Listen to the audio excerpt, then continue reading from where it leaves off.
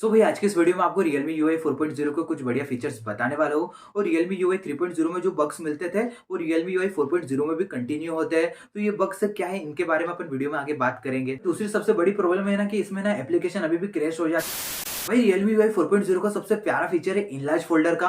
Normal folder कुछ ऐसा दिखता है, इसके अंदर बहुत सारी एप्लीकेशन आप रख सकते हो। बाकी अगर किसी भी एप्लीकेशन को आप एक्सेस करना चाहते हो तो पहले आपको फोल्डर को ओपन करना पड़ेगा, फिर आप किसी पर्टिकुलर एप्लीकेशन को एक्सेस कर सकते हो। पर अगर आप इस फोल्डर के ऊपर ऐसे होल्ड करके रखते हो तो यहाँ पे आपको इनलार्ज फोल्डर का ऑप्शन मिल जाता है। और इसका सबसे बड़ा फायदा ये है कि आपको बार बार फोल्डर ओपन करने की जरूरत नहीं होती है। जो भी एप्लीकेशन आप एक्सेस करना चाहते हो उसको आप डायरेक्ट एक्सेस कर सकते हो। तो फोल्डर ओपन करने की जो झंझट रहती है ना बार बार, वो खत्म हो जाती है इसकी हेल्प से। तो ये ना एक बढ़िया सा फीचर। भाई Realme UI 4.0 में यहाँ पे जो गेम स्पेस है वो कंप्लीटली चेंज हो गया है। यहाँ पे साइड में आपको प्लस का आइकन देखने को मिलता है। तो यहाँ पे जो आपके जो बेसिक फीचर है सिस्टम वाले, वो तो यहाँ पे आपको दिख रहे हैं, जैसे कि ओरिएंटेशन, स्क्रीन लॉक वगैरह। अगर आपको जो टच ऑप्टिमाइजेशन करना है ये सब चीजें यहाँ पे तो दिखती है। पर यहाँ पे आप जो थर्ड पार्टी एप्स है वो भी यहाँ पे देखो ऐड कर सकते हो, जैसे कि यहाँ पे मैंने ये जो चीजें ऐड करी और यहीं पे एफपीएस वगैरह भी दिखने लग गए और उसका साइज भी बहुत ज्यादा बड़ा कर दिया है। और यहाँ पे जो लो पावर मोड और हाई परफॉर्मेंस मोड के बीच में आप इजीली स्विच वगैरह भी कर सकते हो। ब्राइटनेस कम ज्यादा यहीं से कर सकते हो और अनदर जो क्विक सेटिंग्स है वो भी यहीं से एक्सेस कर सकते हो। और यहाँ पे जो हमारा सिस्टम स्टेटस था ना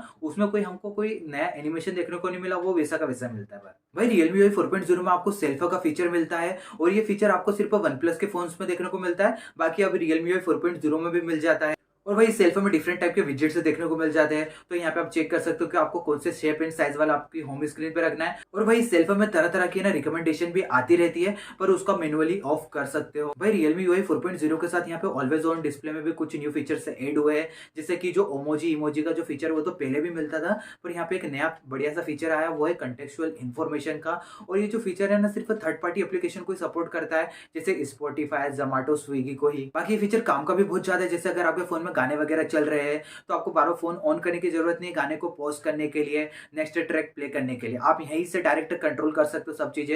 जैसे अगर आपको पॉज करना है तो पॉज कर दो, नेक्स्ट ट्रैक प्ले करना है तो यहीं से आप चेंज कर सकते हो। तो ये बहुत काम की चीज है। भाई UI 4.0 के साथ स्क्रीनशॉट लेना और भी ज्यादा मजेदार हो गया है, क्योंकि अब आप किसी भी शेप में स्क्रीनशॉट ले सकते हो। डिफरेंट टाइप के मार्कर्स देखने को मिल जाते हैं, तो जो भी स्क्रीनशॉट पे लिखना चाहते हो वो डायरेक्टली लिख सकते हो। मतलब ब्लर वगैरह करना है इमेज को तो ब्लर भी कर सकते हो। कुछ एडिट परफॉर्म करना है, जैसे कि आपको शार्पनेस बढ़ाना है, कलर वगैरह बढ़ाना है, तो वो भी आप डायरेक्टली कर सकते हो। तो स्क्रीनशॉट लेने में अब और भी ज्यादा मजा आएगा। भाई Realme UI 4.0 में एक नया फीचर मिलता है जिसका नाम है जेन मोड, और एक काइंड ऑफ फोकस मोड की तरह ही वर्क करता है, जहाँ पे आप जितने भी मिनट का टाइमर लगाना चाहो आप लगा सकते हो। और एक बार जब ये टाइमर चालू हो जाता है ना उसके बाद आप दूसरी चीजें नहीं कर सकते हो, पर आप जैसे कैमरा यूज कर सकते हो, कॉल वगैरह उठा सकते हो, ये छोटी मोटी चीजें कर सकते हो। तो अगर आप पढ़ाई वगैरह कर रहे हो और फोन से बार बार डिस्टर्ब हो रहे हो तो आप ये जेन मोड का यूज कर सकते हो। लंबा टाइमर लगा के छोड़ दो, मस्त पढ़ाई करो। और जब ये जेन मोड खत्म हो जाता है तो ये कुछ इसके स्टैट्स भी बताता है कि आपने मतलब इतने मिनट का टाइमर लगाया था, इतने देर फोन यूज नहीं करा था। तो आप इसको शेयर भी कर सकते हो ये इमेज को। भाई एंड्रॉइड 13 का प्राइमरी गोल है ना प्राइवेसी था,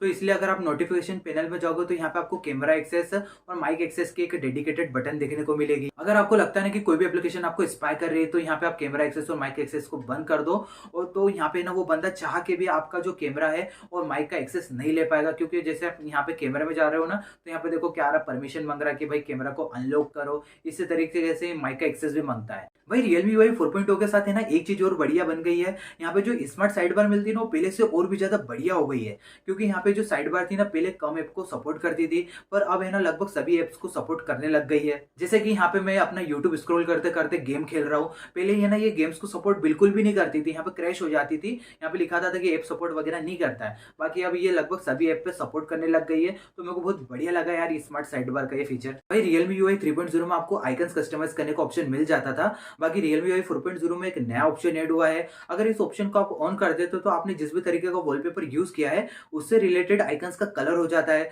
जैसे अगर आप डार्क थीम यूज कर रहे हो तो यहाँ पे जो आइकन्स का कलर है वो भी थोड़ा डार्क हो जाता है। भाई कभी अगर आपका दोस्त आपसे पूछता है कि आपके फोन की स्पेसिफिकेशन क्या है, आपके फोन में प्रोसेसर कौन सा लगा है, कैमरा कितने मेगापिक्सल का है, और अगर आपको अपने फोन के बारे में कुछ भी नहीं पता है तो आपको क्या करना है, सेटिंग में जाना है और अबाउट फोन में जाके यहाँ पे आपको ऊपर एक शेयर का आइकॉन देखने को मिलेगा। उसके ऊपर आप जैसे क्लिक करते हो तो आपको यहाँ पे फोटो आ जाएगी सामने, और यहाँ पे आपके फोन की पूरी डिटेल लिखी रहती है। तो जिसको भी आपको बताना है ना तो ये फोटो बस शेयर कर दो और उसको बोलना ये रही पूरी स्पेसिफिकेशन, भाई चेक कर लो। भाई जो सबसे खतरनाक वाला बग है ना, इसमें क्या होता है कि आप फ़ोन को नॉर्मली यूज़ कर रहे हो और अचानक से आपकी जो डिस्प्ले वो ब्लिंक करने लग जाती है, मतलब ऑन ऑफ ऐसी होने लग जाती है। जैसे मैं आपको स्क्रीन रिकॉर्डिंग दिखा रहा हूँ, ये ऐसी होने लग जाती है क्योंकि उस समय है ना मेरे पास कोई सा दूसरा फ़ोन नहीं था रिकॉर्ड करने के लिए, और मैंने रिकॉर्ड भी करा था तो वो क्लिप गलती से डिलीट हो गई, तो मैंने स्क्रीन रिकॉर्ड कर लिया था जब ये प्रॉब्लम हो रही थी। और भाई ये लगातार एक फ्लो में होते रहता है, बार-बार बंद चालू ऐसा होते रहता है। तो इसको अगर आपको बंद करना है तो आपको फ़ोन को रिस्टार्ट करना पड़ेगा, नहीं तो भाई ये कंटिन्यू एक फ्लो में होते रहता है 10-15 मिनट तक। और एक दिन मेरे साथ तो एकदम अजीबो-गरीब प्रॉब्लम हो गई, जैसे मैं कैमरा पे गया और मेरे को है ना कुछ अपने डॉक्यूमेंट की फ़ोटो खींचनी थी, तो मैं यहाँ पे टेक्स्ट स्कैनर पे गया, तो भाई वो ऑन ही नहीं हो रहा था, क्या पता क्या हो रहा है। नॉर्मल जैसे मैं फ़ोटो क्लिक कर रहा हूँ, तो वो हो रही थी, नॉर्मल फ़ोटो क्लिक हो जा रही थी, बाकी टेक्स्ट स्कैनर से कर रहा हूँ, तो नहीं, वो एकदम कैमरे से बाहर फेंक दे रहा था। वो लिखा आ रहा था कि डू नॉट सपोर्ट वगैरह, तो यहाँ पे ऐसा कैमरा क्रैश हो रहा था बार-बार। तो कभी-कभी क्या होता है, जैसे आपका कॉल आया है और अगर आप नोटिफ़िकेशन पैनल को नीचे करने की कोशिश करोगे तो वो आएगा नहीं भाई, आएगा ही नहीं, मतलब दिक्कत हो जाती है। भाई बार-बार है ना स्वाइप डाउन करना पड़ता है जब जाके नोटिफ़िकेशन पैनल नीचे आता है, तो ये प्रॉब्लम्स है ना बार-बार होती रहती है मेरे साथ। भाई Realme UI 3.0, 4.0 में आपको एज लाइटिंग का फीचर मिलता है और ये फीचर है ना देखने में बहुत कमाल का लगता है। बाकी इस फीचर के क्या पता अपने ही कुछ नशे चलते हैं, अगर आप इसको ऑन कर दोगे ना तो ऑटोमेटिक ये ऑफ हो जाएगा, थोड़ी देर बाद क्या पता क्या होता है, ऑटोमेटिक ऑफ हो जाता है भाई ये। भाई जो सभी प्रॉब्लम्स है ये Realme UI 3.0 में भी थी और Realme UI 4.0 में भी मिलती है। मुझे लगा था कि UI 4.0 में ये प्रॉब्लम्स चली जाएगी, बाकी ऐसा कुछ भी नहीं हुआ। हो सकता है आने वाले सॉफ्टवेयर अपडेट्स में ये प्रॉब्लम्स सॉल्व हो जाए। अगर आपको ये प्रॉब्लम्स फेस हो रही है तो आप कमेंट करके जरूर बताना। बाकी भाई Realme UI 4.0 में ना बढ़िया फीचर्स तो मिल जाते हैं। एक और चीज बहुत बढ़िया मिलती है, नीचे देखा सब्सक्राइब बटन।